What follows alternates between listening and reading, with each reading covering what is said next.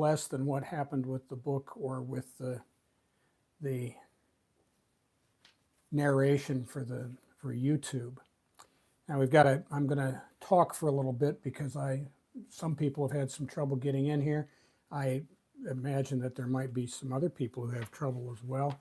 And I wasn't entirely sure what I was doing either. So let's, I'm not going to blame this on anybody else. There we go. First mistake of the night.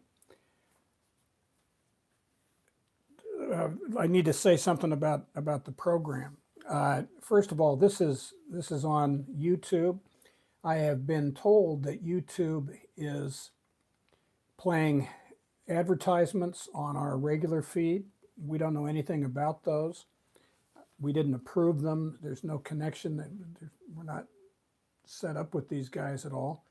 They just do it, and so I don't know anything about it. I have also heard, though, that if you join YouTube, you will not hear those advertisements. So if you're in the middle of a meditation and you hear a commercial for a goat farm or drill bits, you might want to consider doing something different with the program. Maybe join YouTube. There's no money in that for me, just by the way. A couple of notes about meditation. Please make sure you're in a quiet spot, that your phones are off, and also don't take a notepad with you. The video will be on the website forever, apparently, and you can go back and listen. There's also a transcript service that goes with it, and so you don't have to take any notes. If you hear something, don't worry about it. You'll be able to find it again. Just for some background, the technique that we use is derived from the Thai forest tradition of Theravada Buddhism, and we're not trying to push Buddhism. We're not trying to get anybody to do anything. We're just doing meditation, and we hope that it's useful for you. And if it's not useful for you, perhaps there will be some other place that you would be happier. There are photos of sitting postures using mats, cushions, or chairs that are available online, as are various hand positions or mudras. The most common one is with the right hand in the left palm and the thumbs touching for men, left hand in right palm for women. If you're uncomfortable with that, do whatever you want. It's not the physical position so much as the mental discipline. Another hand posture is like this, with the forefinger and the thumb touching, and the palms up and the three fingers open, like that. If you're going to be sitting on the floor, that's one thing, but many Westerners have trouble sitting on the floor. I'm using a straight back chair, and many Japanese use that for zazen as well. So you can do that. And I'll just say one more thing.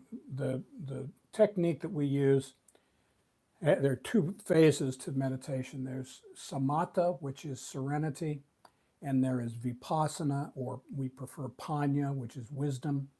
And our samatha, the serenity, is about 1/3 of the time, and then about 2/3 of the time is panya. And with that, on my mark.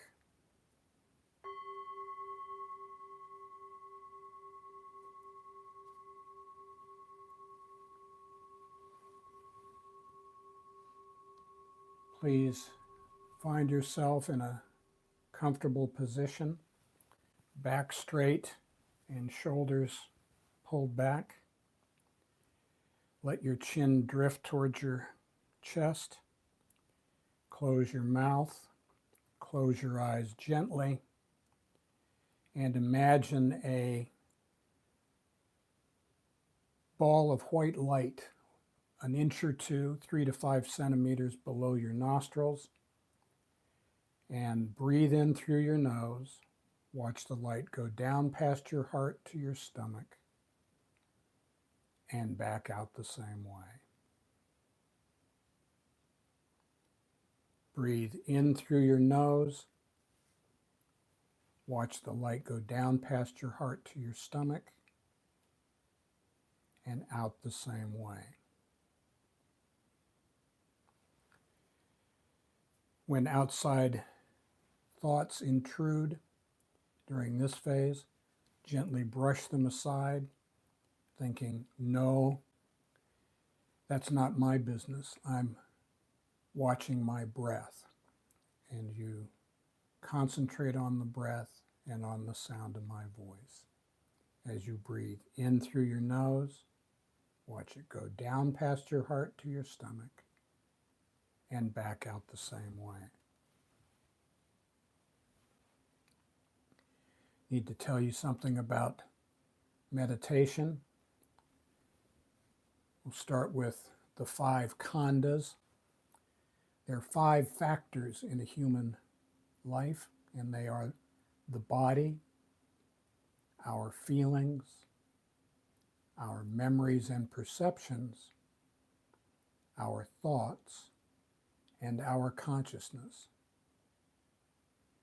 And all 5 of these are impermanent, unsatisfactory, and not the self. We need to let them go.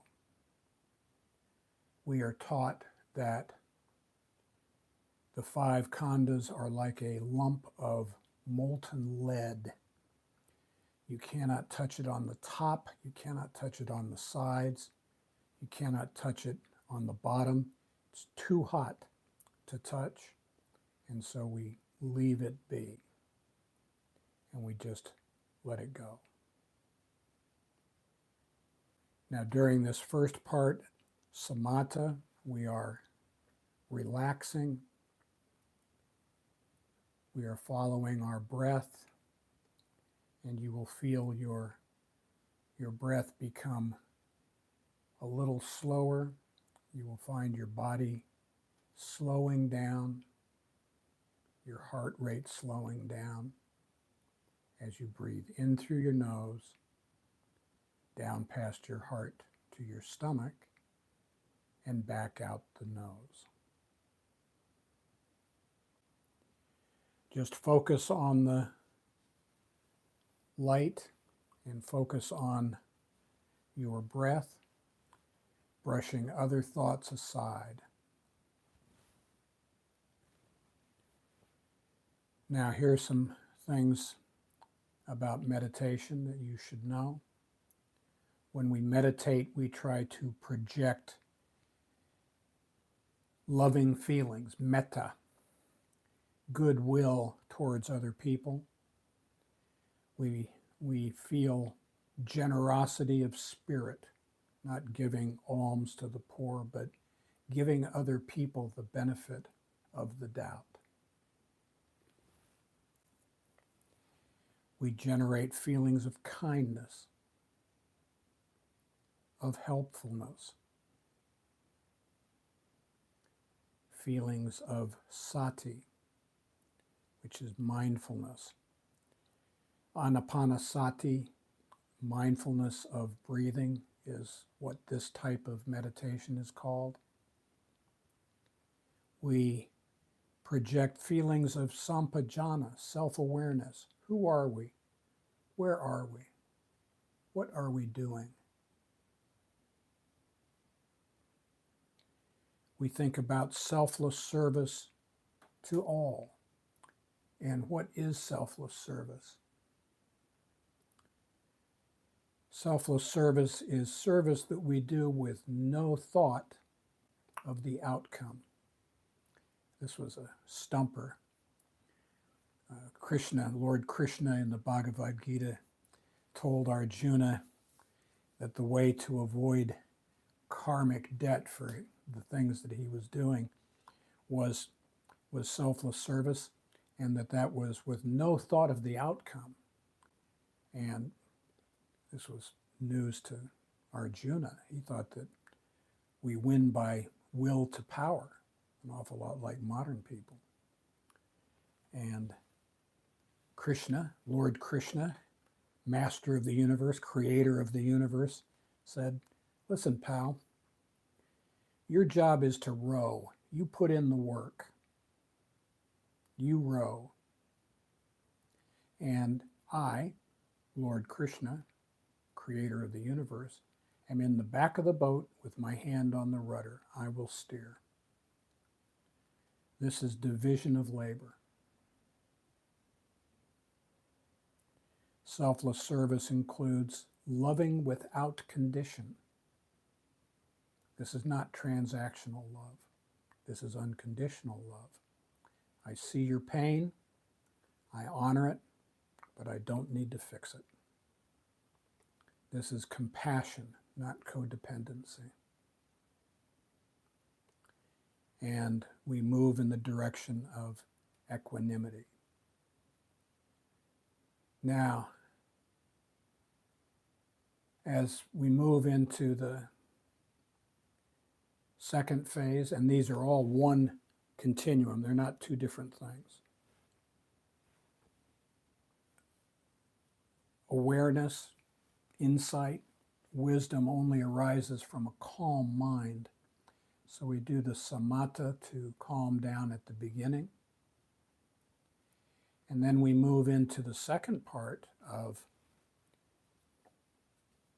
our meditation. And the second part is all about vipassana, or some people say panya. And panya is insight into the thoughts that we have. And so what I want you to do, once you're in a tranquil state, you can let thoughts arise naturally. Don't try to drive them. Don't say, okay, now I'm going to sort out my ex-wife. Now I'm going to sort out my partner. You don't do that. You let thoughts arise, and you examine them with cool eyes, with some detachment. And you might think, for example, when you're looking at your thoughts, this is the mind thinking of an outcome that makes me look good, bad, ridiculous. Let it go. The mind is projecting fear, blaming others. Let it go. The mind is in a good, bad, angry, envious, jealous, self-pitying mood. Moods are also impermanent, unsatisfactory, and not the self. Let them go. The mind is inciting, and that's the right word for it. The mind is inciting me to find fault in my family, my workplace, my community, my nation, the world. Let that go. The mind is telling me that I cannot sit in meditation. Hey, the mind is full of it. Let that stuff go. You can make that the object of your meditation. What is it about this that my mind does not like? Remember, we are not meditating to get something. We are meditating to let things go. If you let go a little, you get a little serenity. If you let go a lot, you get a lot of serenity. If you let go completely, that is, if you concentrate on accepting life the way life is, life on life's terms, you will get complete serenity.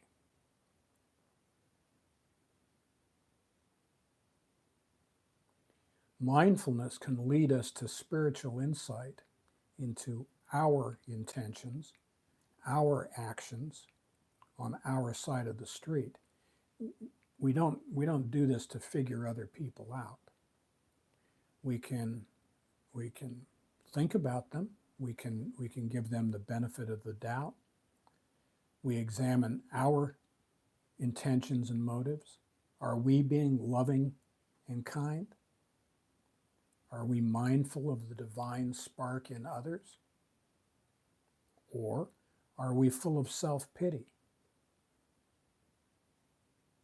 Are we full of gratitude? Or are we obsessed with things beyond our control? One of these things is our business and the other is not. So let's go to the serenity prayer. God, grant me the serenity to accept the things I cannot change. That's everything I see, smell, hear, taste, and touch. Courage to change the things I can. That is only an inside job. Maybe if I work at it, I can control my attitude. I can change my attitude. I can change what I'm looking for. I can look for nice things instead of the crap I usually look for. Maybe. And the wisdom to know the difference. If we can't tell the difference between the inside and the outside, we are going to need a bigger boat. We got bigger problems than we thought. So that's part of what we can do with this. On Friday, we look at the previous week, and we're looking at a couple of things. We want to think about the previous week and problems that we might have had with other people. Some things this week have been suboptimal, to say the least. And we may have gotten crosswise with people, and we need to look at repairing our relationships with other people. And we may have fallen off the beam with our practice. It may be that we need to restore our practice. We need to get back, now that we're not working during the weekend, we need to get back to paying attention to what our spiritual practice is going to be. As we take a deep breath in through our nostrils, watch it go down past our heart to our stomach and back out the same way. If you become aroused, angry, sad, upset by any of the thoughts that you are contemplating, just go right back to contemplating, looking at your breath, and let that other stuff go. And once you have calmed down again, then you can allow those thoughts to arise again. Now, there are some things that we can use to help us as we think about the week that has just gone by. And here are 4 useful questions. Question 1. When I look at this week and the people who have done me wrong, am I minimizing my part and exaggerating their part in the problem? Maybe. 2, did I set myself up to be a victim? Did I do that? Maybe. 3. What did I think was going to happen? Am I expecting someone to be something different than what they are? How's that working for me? And finally, am I expecting perfection? In this life, I was expecting a perfect outcome. What did Krishna say about outcomes, buddy? You know, leave the outcomes to a higher power.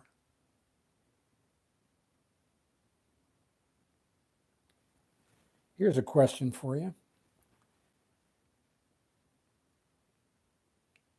When you go through the week and you feel angry or disappointed or upset or happy, what is happy?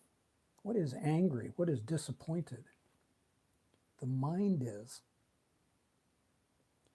Happiness, disappointment, anger, frustration arises in the mind.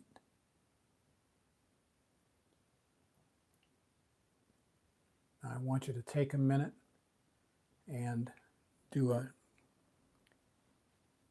mind exercise. I want you to levitate. You still got your eyes closed. Rise up above your head, look down on your skull, and on your right you will see your mind, and on your left you will see your thoughts. Those thoughts are self-licking ice cream cones. They are very busy monkeying around, trying to suck up to your moods, to your mind, trying to create problems, generate problems that only they can address. They don't want to solve them. They just want to have something to do when they come in Monday morning. And that is the monkey mind. The mind just runs off in different directions. You don't know where. And the thoughts follow.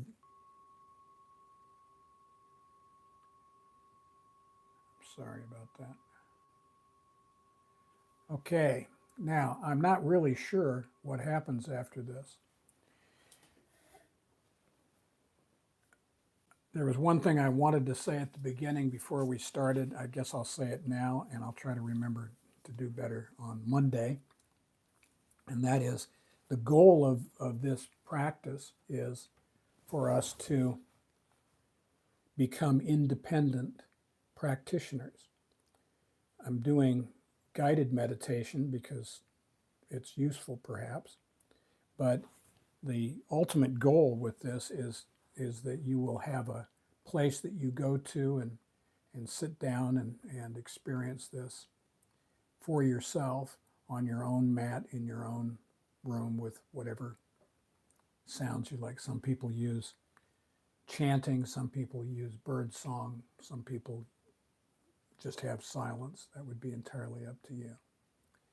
Anyway, thank you very much for coming, and I will be ending at the top of the hour, and I appreciate it, and I will figure out the sprinkles, the bells and whistles that go with this so that we have, I'm able to communicate with you. I'm not going to be communicating with you during the meditation, but maybe in the before and after section. So thank you for coming, and we hope that you have a very good weekend. Namaste.